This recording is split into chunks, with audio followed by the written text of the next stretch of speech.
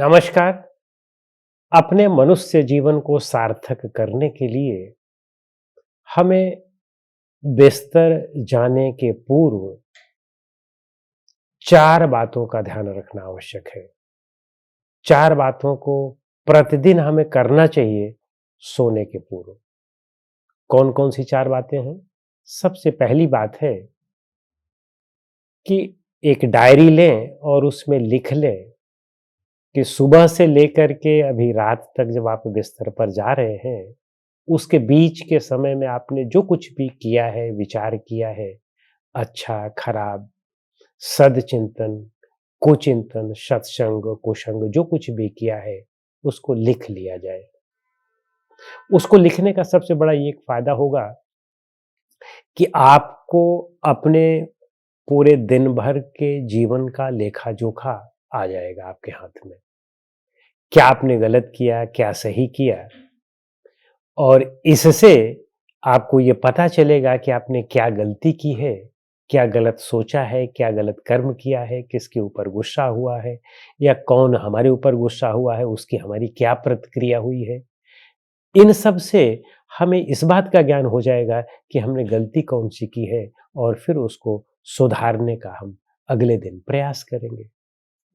यदि हमें पता ही नहीं है कि हमने गलती कौन की है, तो फिर हम उसको सुधारेंगे कैसे? और गलती हम सब करते हैं, लेकिन सामान्य लोगों से जो इसका लेखा-जोखा नहीं रखते हैं, उनसे अगर पूछा जाए तो कहते हैं कि हम तो कोई गलती नहीं करते। कारण यही है कि वे अपने दिन का लेखा-जोखा नहीं रखते हैं, अपने विचारों का लेखा-जोखा नहीं रखते हैं। तो इसलिए प्रतिदिन इस बात को ज़रूर लिखना चाहिए।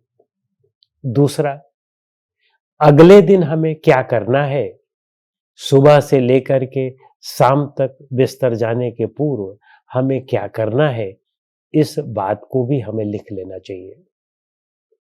हमें कार्य कौन-कौन से करने हैं अगले दिन, इसे लिखना चाहिए और कार्य के साथ-साथ हमें अगले दिन चिंतन क्या करना है, सोचना विचारना क्या है, किस चीज़ पर विजय प्राप्त करनी है। अपने उन मानसिक विकारों पर जिस पर आप विजय प्राप्त करना चाहते हैं, उन विचारों पर तो आपको चिंतन मनन भी तो करना पड़ेगा ना, उनके प्रति वैराग्य भी तो करना पड़ेगा ना, उनके लिए अभ्यास भी तो करना पड़ेगा ना। तो उनके लिए आपको अच्छी तरह से अपनी एक संकल्पना बनानी चाहिए कि हम कल अपने इस मानसिक विकार को छोड़ेंगे, तो दिन भर उसी पर चिंतन मनन चलेगा।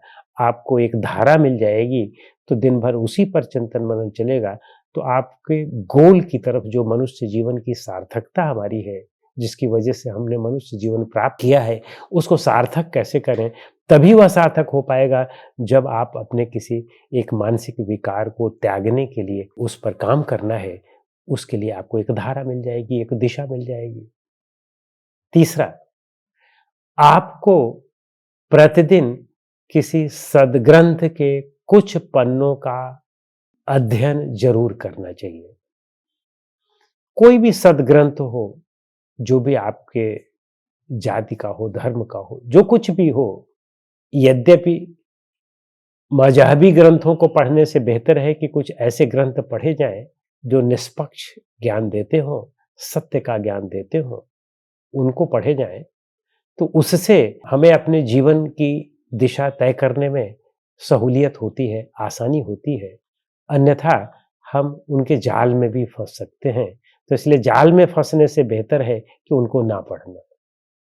लेकिन फिर भी यदि हम पढ़ने की इच्छुक हैं भी, तो विवेकपूर्वक पढ़ें, आँख खोल करके पढ़ें, अपने बुद्धि को खोल करके पढ़ें, तो जो चीज़ें उसमें कारण कार्य के विपरीत चीज़ें हैं, प्रकृति के नियमों के व्यवस्था के विपरीत चीज़ें हैं, जो हमारे तर्क से, रैशनैलिटी से संगत न करती हों, उन सारी चीज़ों को परित्याग कर दिया जाए और जो उसमें अच्छी चीज़ें हैं, यानी सार को गहि रहे, थोथा दे उड़ाए। जो हल्की चीज़ें हैं, उनको हटा दिया जाए और जो एसेंस की चीज़ें हैं, उनको ले लिया जाए।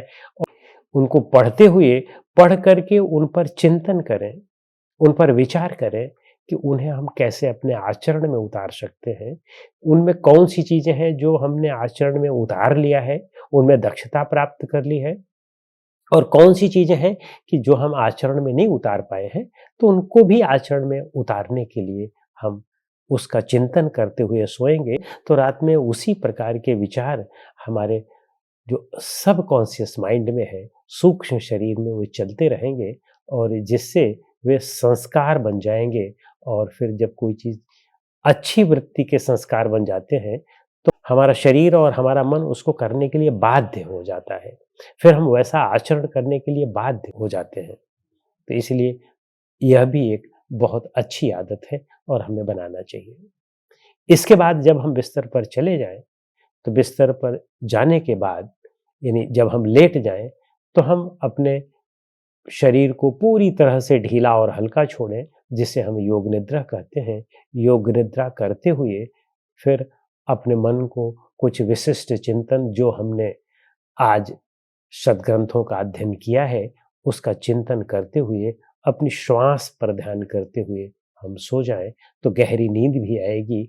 और हमें अपने अनुसार अपने सबकॉन्शियस माइंड को और सुपर कॉन्शियस माइंड को बदलने के लिए भी हमने प्रयास कर दिया है। तो ये सारी प्रक्रियाएं आपके संस्कारों को बदलने के लिए हैं।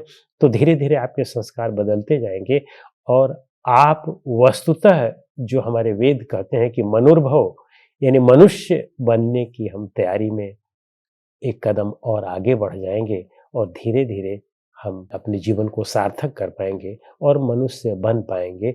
और हम सबको मनुष्य बनना चाहिए, क्योंकि हम वास्तव में अंदर से मनुष्य हैं, लेकिन अंदर से तो हम पशु बने हुए हैं, बाहर से ही हम शरीर से मनुष्य बने हुए हैं। तो शरीर रूपी चोले से मनुष्य बनने से कुछ नहीं होने वाला है, हमें अंदर से भी मनुष्य बनना होगा। और अंदर से मनुष्य हम तभी बन पाएंगे जब हम अपने सूक्ष्म शरीर में, यानी संस्कारों में पूर्ण परिवर्तन कर सकें, संस्कारों को अपने अनुसार उनको बना सकें। जब हम पूर्व के संस्कारों के अनुसार चलते हैं, हमारा शरीर चलता है, तब तो हम प्रारब्ध के वशीभूत रहते हैं। नहीं, उनको तोड़ करके नए संस्कार बनाने हैं, और अक्लिष्ट संस्कार बनाने हैं। वे संस्कार बनाने हैं कि जो हमें मनुष्य जीवन की सार्थकता की ओर ले जाते हों। तो ये 4 आदतों का हमें प्रतिदिन इन्हें बनाना है, और इन पर दृढ़ता के साथ कार्य करना है, तो हमें निश्चित रूप से सफलता मिलेगी। नमस्कार।